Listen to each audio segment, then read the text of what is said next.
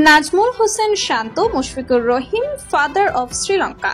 হ্যাঁ দর্শক, বিস্তারিত জানুন পুরো ভিডিও জুড়ে।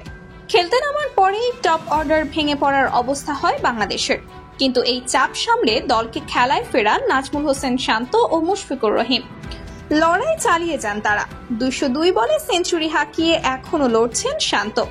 মুশফিকও হাঁকিয়েছেন সেঞ্চুরি। দুজনের ডাবল সেঞ্চুরিতে দারুণভাবে ঘুরে দাঁড়ায় বাংলাদেশ। কিন্তু আপত্তিটা ঘটে দুজনের সেলিব্রেশনে, কেননা বাংলাদেশ শ্রীলঙ্কা ম্যাচে দু দলেই থাকে রাগারাগি, স্লেচিং, একে অপরকে অপমান করা আরো ইত্যাদি ইত্যাদি। এমনকি সেটাই ঘটেছে আজকের ম্যাচে।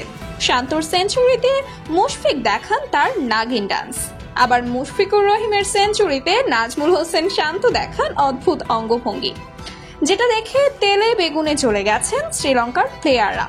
অবশ্য এটা হওয়ারই ছিল, কারণ 45 রানে 3 উইকেট হারা বাংলাদেশ 3 উইকেটেই করেছেন 292 রান।